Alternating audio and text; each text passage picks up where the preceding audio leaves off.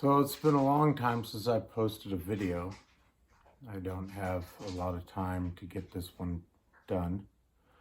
I'm sorry if you can hear the dog eating in the background. So 2020 was hard on a lot of people.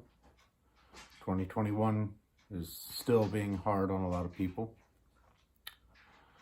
But I went through something that I had to get to a point where I was calm with. I'm sorry, I'm gonna adjust this. There. It's still, fuck it. Anyway, so we had to move. We were in a bad situation, I guess. Didn't realize it. Oh, smacky dog. I know. I see you. Anyway, so we were renting a house, and we'd been renting for 7 years, 8 years. I'm not exactly sure how long we've been renting that house, but it was a long time. The house was bad. It was trash, but the rent was really cheap, and so we stayed there. So the owners decided that they wanted to put the house up for sale. Now, when they got a hold of us, they said, yeah, we want to put the house up for sale.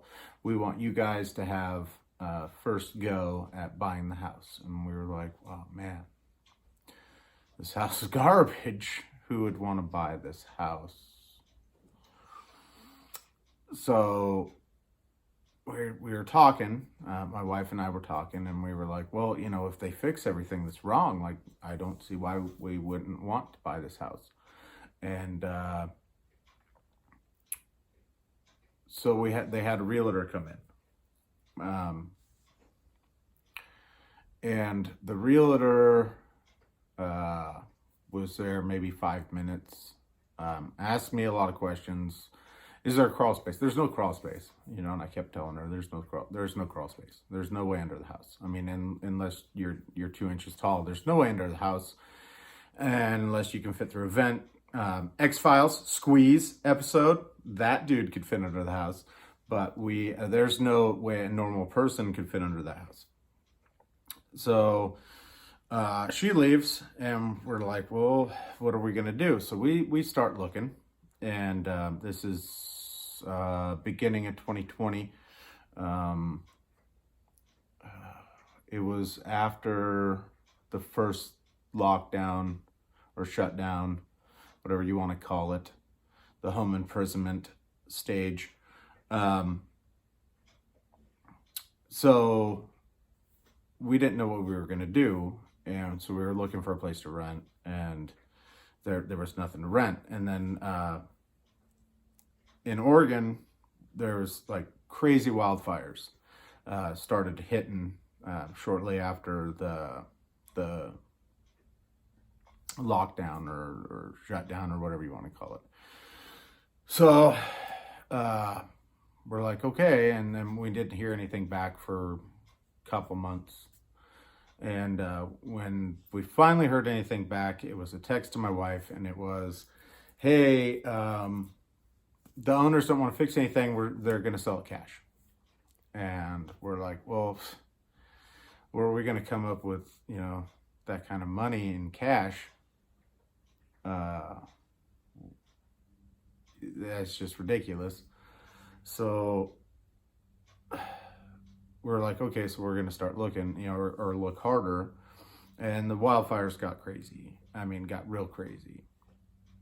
And, it was toxic level air conditions where even my work, that's normally like, we don't care what it's like you need to come to work. They were like, hey, man, it's voluntary to even come to work. And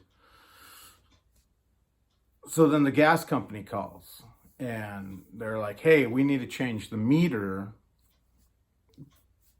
And no big deal, but we need somebody to be there so that they can let us in the house after, so that they can check and make sure everything's still cool after we change the meter. And we're like, all right. And so my wife had just started back at work after the first lockdown or shutdown. And she had Tuesdays off. So she's like, well, I'll just schedule it for Tuesday. I'm like, cool, whatever. Well, they ended up canceling because of the wildfires. I mean, because the air was so bad. And so then the house goes up for sale.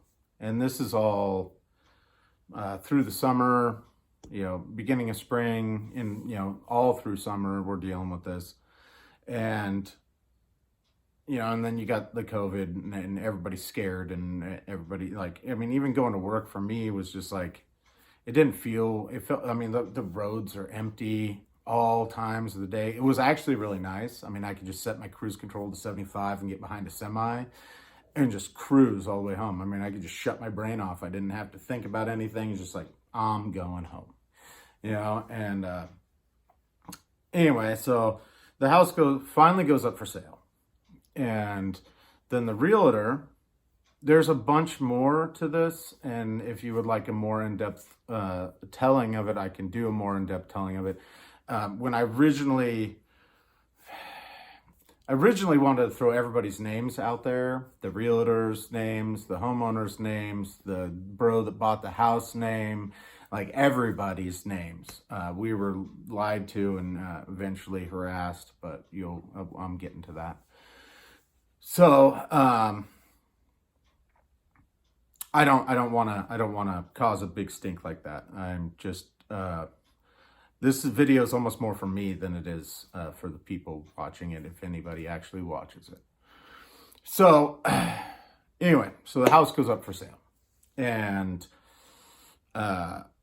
the realtor's like, well, since you guys live there and you have a dog, you need to be out of the house and have your dog out of the house so that we can show the house. And we've been living there for 7 years and 8 years. And we've had the dog for 5, 6 years. I mean, the dog has more right to be there than anybody coming and looking at the house. If you don't like dogs, then fuck off. I'm sorry, but seriously, just tell them. But no, she nope. So she gave everybody my wife's number to set up all the appointments to see the house. So my wife's setting up all the appointments for the house. So on the first day that the house is on the market, there's 5 people that come and look at the house. And none of them give a shit that we have a dog. My wife stayed there. I got home to see one guy leave, and then the last bros show up. And the last bros are the ones that actually eventually bought the house. So anyway, they come in. My wife's just like, oh, and we were told not to tell them what is wrong with the house. If they ask us a question, we're supposed to remain vague. And now also, so the realtor has done nothing. My wife has made all the appointments. The posting for the house was riddled with inaccuracies. I mean, they said that the shed in the backyard was a concrete floor, but it's like 3 feet off the ground on wooden posts. So anyway, she didn't look at jack shit, and she wasn't talking to the owner. She was talking to me, and she was talking to my wife. And then because my work schedule and my wife's work schedule, it was easier to get a hold of my wife. So she had my wife deal with setting up all the scheduling of all the people to come to see the house that we're renting, that we're sure we're going to get kicked out of. The realtor that's selling the house is like, oh, don't go and look for another house. Don't go look. Don't. They might want you to stay as renters. And we're like, dude, seriously? And she's like, yeah. We were still looking, but there's nothing. And she made it perfectly clear that she understood that there was nothing to rent, because she's like, yeah, because of the wildfires, there's 40,000 people locally displaced because of the wildfires. And we're like, cool. Yeah, we know that. We live here. We understand that. And we've been looking, but we didn't tell her we were looking.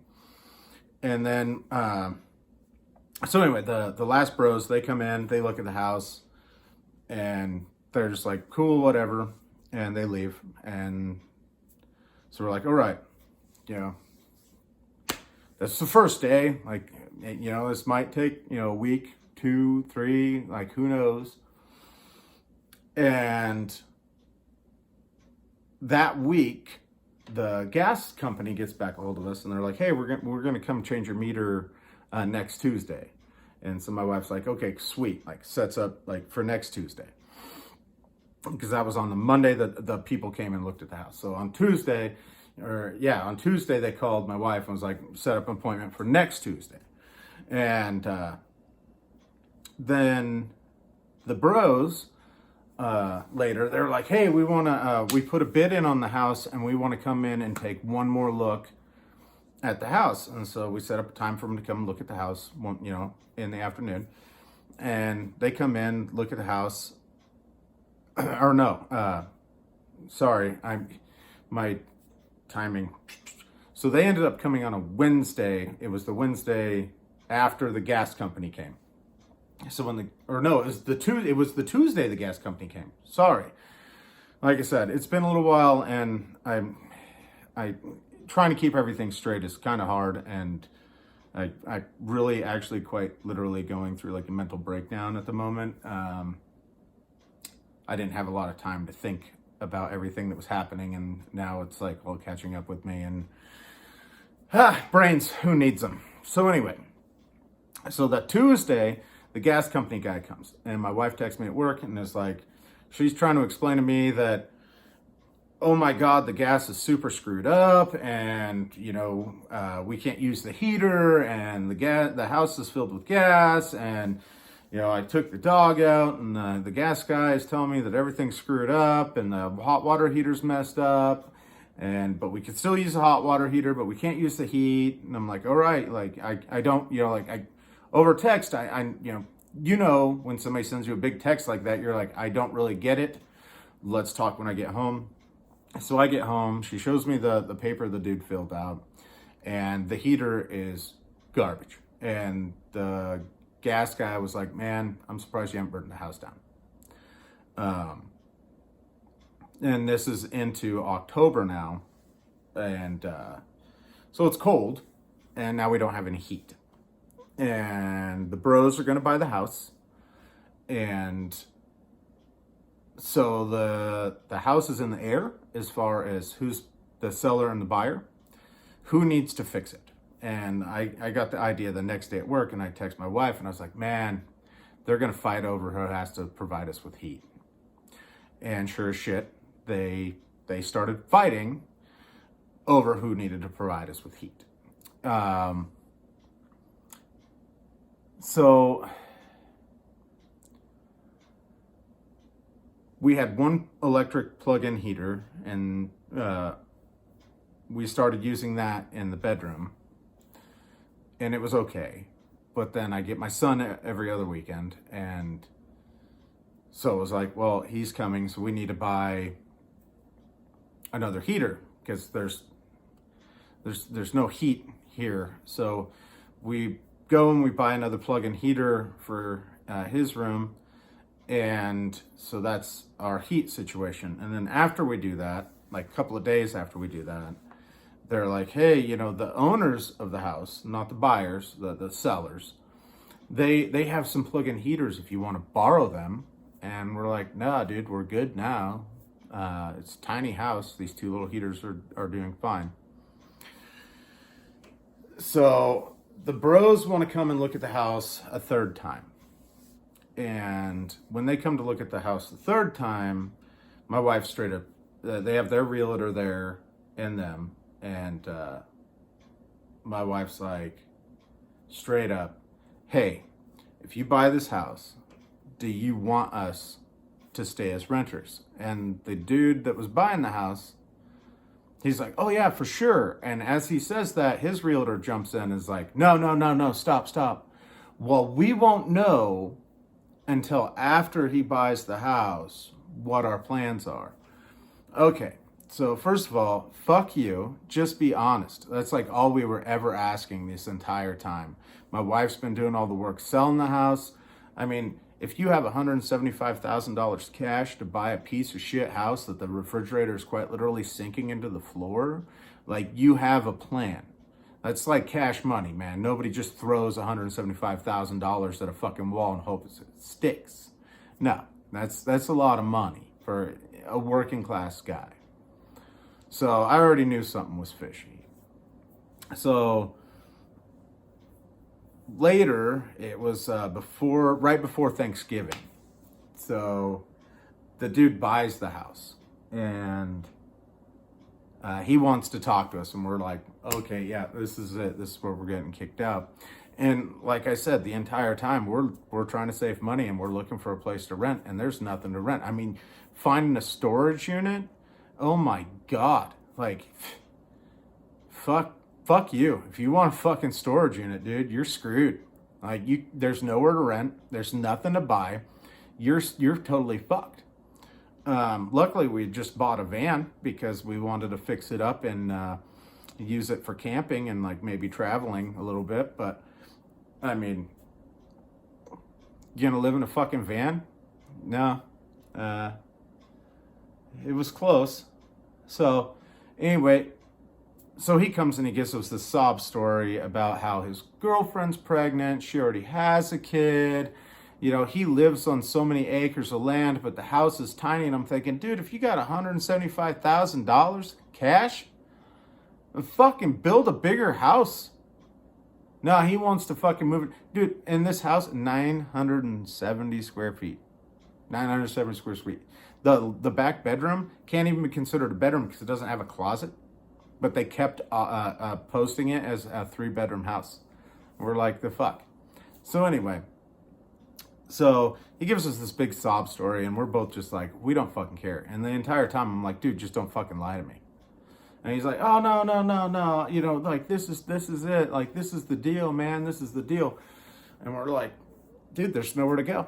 There's nowhere to go. And so a couple of days later, he sends us a text. Oh, hang on. Before all that. So with the gas shit that was going on, oh my God, my wife, because she was the one receiving all the texts and phone calls, it was, why did you guys call in for an inspection? Why did you call in for an inspection? Why'd you do it? Why'd you do it? Phone calls, texts, phone calls, texts. Well, she's at work. Her boss even was like, dude, just like next time they call, just give me your phone because I'm going to fucking chew their asses out. Like, straight up harassment. And we're like, dude, we didn't call anybody. The gas company just wanted to come out and change the meter. The electric company came out and changed the meter 2 fucking years ago. Did you even know that? No, you didn't fucking know that. It was super easy. They showed up, they fucking changed the meter, and they were gone. They didn't change the meter, and all of a sudden electricity starts shooting everywhere, and they're like, hey, your shit's fucked up. That's what the gas company did. They changed the meter and went, oh shit, your shit's fucked up.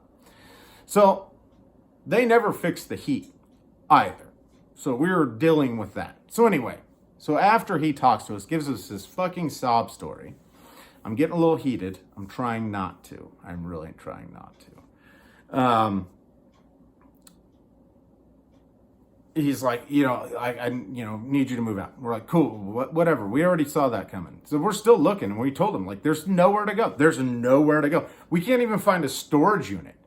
Like, what do you want us to do? Like, you bought the house. I guess that's pretty much on you. And I got a guy at work telling me, like, hey, you know what? You could squat because I got a squatter that's been in there over a year that I've been trying to get rid of. And I'm like, dude, we're not those people. We just want to move on with our lives. Like, fuck these lying sons of bitches. And so anyway, and by the way, it's not hard to look up somebody's Facebook page. And when the very first thing is that they flip houses, know that, you're going to have to move when that's the person buying the house that you're renting. So anyway, so we finally get storage units set up. And so then he texts us again, and he's like, hey, I'll pay you guys to move. And it's like, well, that's all well and good. There's still nowhere to go.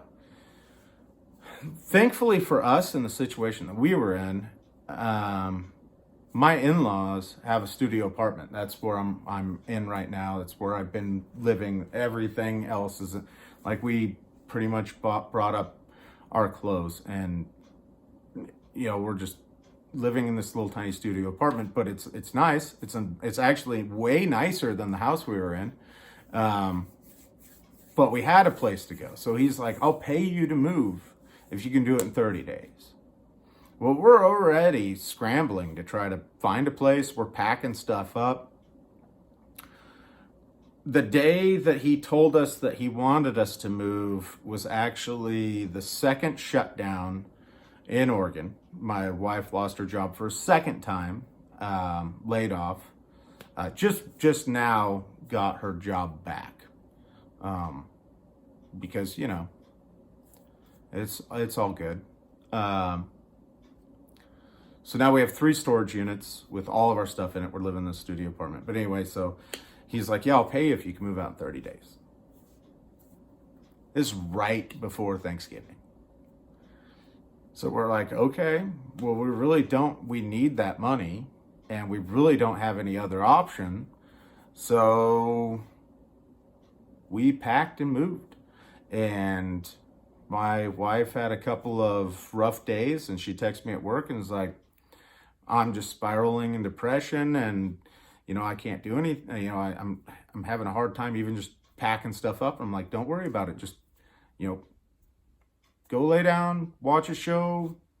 When I get home, like, I'll take care of it. And like I said, we just got the van, so I'd get home, pack whatever she had packed into the van, pack up whatever I could, just grab and get in the van, get it to the storage unit. And I did that for a month straight. Our Thanksgiving dinner was a piece of chicken,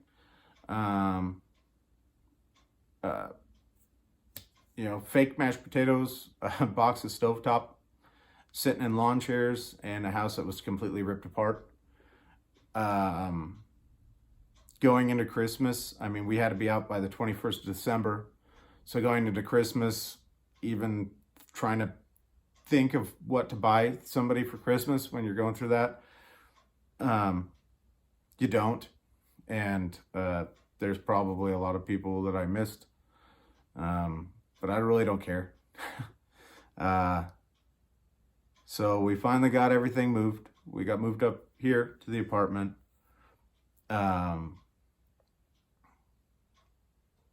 My wife only was hanging out with her parents. I was going to work and then coming home. And sometime just recently, I had never stopped. And sometime just recently, it all hit me. And I mentally spiraled.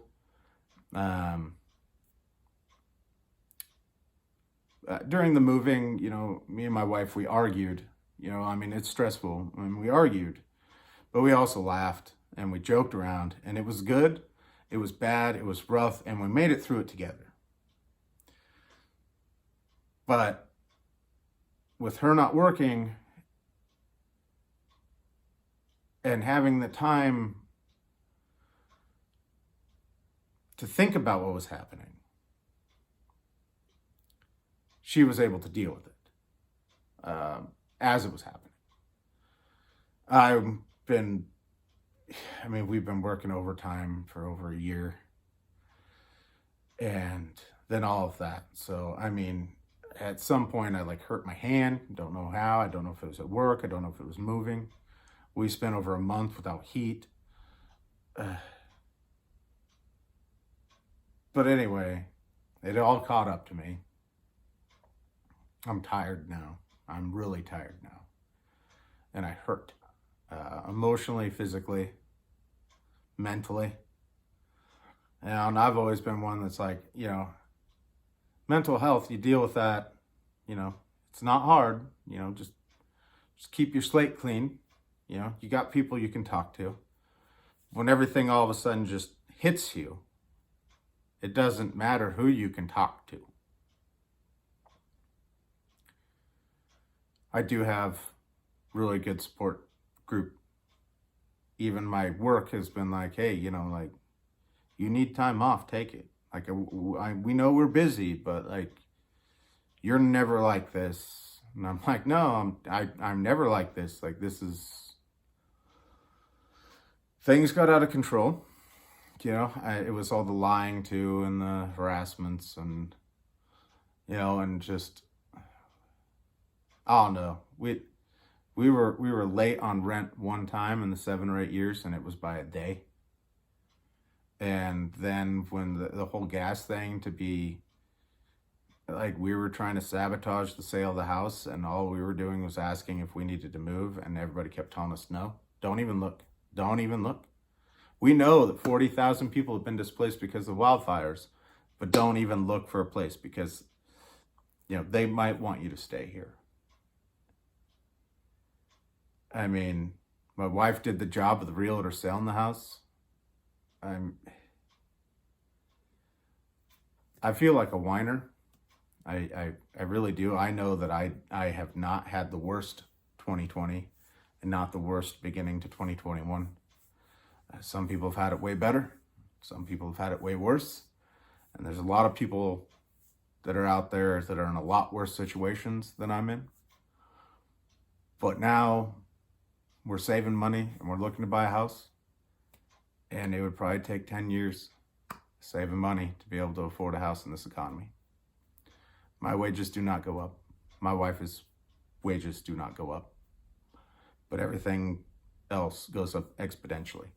You go to buy groceries for a week and you're talking $200 plus. That's just for 2 people.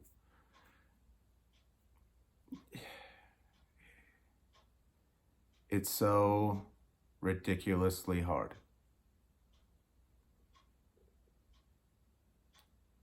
I guess the moral of it, when you're at the store and you see somebody a little bit depressed or down or quiet, or even the cashier doesn't smile, just be nice to them, man. You don't know what they're going through. It could be worse than this. They could be having a better day than this.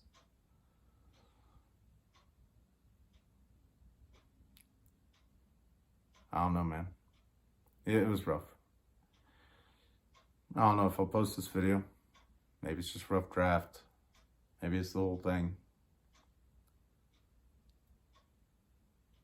But yeah. That's why we moved. That's why I can't do YouTube videos. I could do a vlog.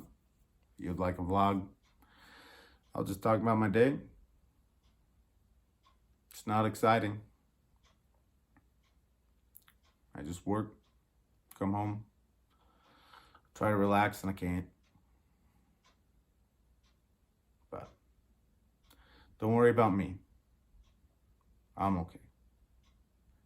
Worry about your friends. If you haven't heard from them during this tough time, seriously, reach out, talk to them. I do have people to talk to. But yeah, look out for your friends and your family. This time's hard for everybody. And for some people, it's really hard.